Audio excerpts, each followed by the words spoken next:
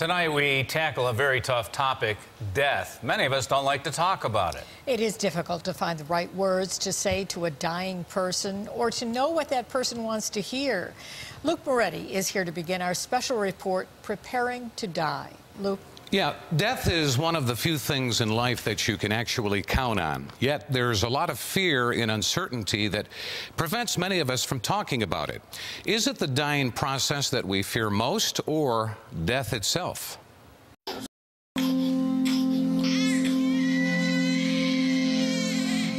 A baby's first breath in a brand new world. We're all born to die. Already, the life cycle clock is ticking away. And the minute we're born, we're set on a road to death. Death is a topic shrouded in uncertainty and fear.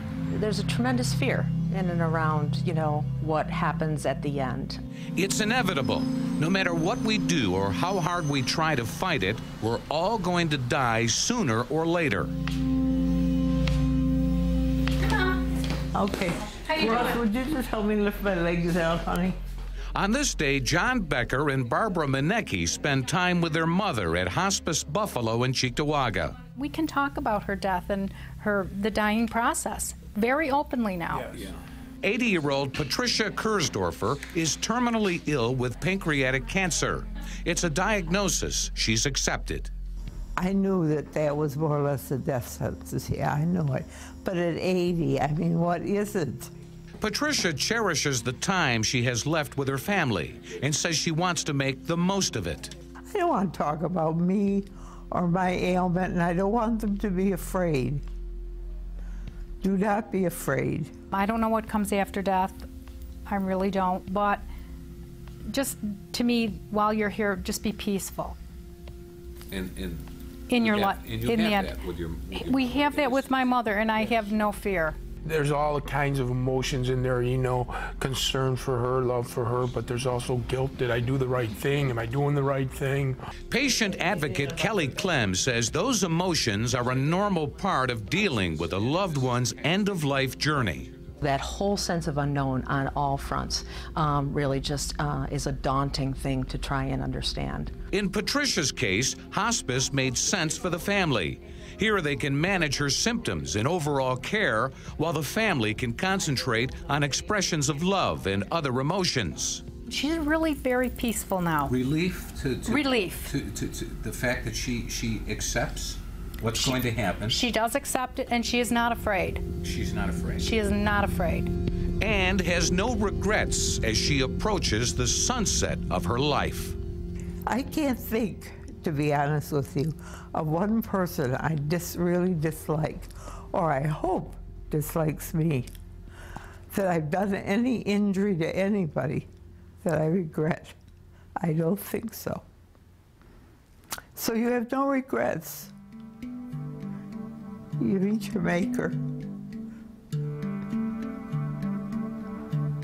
as he made you. Death is not a bad thing. Amy Betros is a co-founder of St. Luke's Mission of Mercy in Buffalo.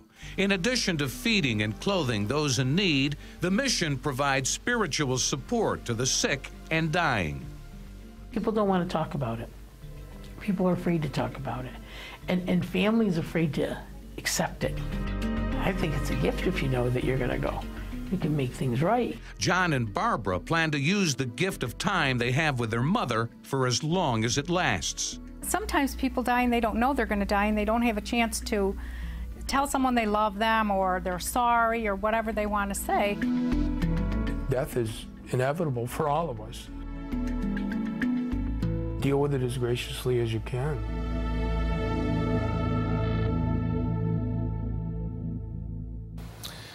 About 2 weeks after we did the interview with Mrs. Kursdorfer, she died peacefully at Hospice Buffalo with her family by her side. Our condolences go out to the family tonight. Absolutely, yeah. And it was so wonderful of them to allow us this Wonderful time family. with them. This is such a personal time for the family. I never had a conversation like this, so I was very nervous about having to ask these kinds of questions. She put you right at ease, didn't she? She did. Yeah. I'm like, how am I going to start this conversation? And this is exactly what we're talking about with the story, having these kinds of conversations. She put me right at ease. Great. Thank you, Luke. Yeah.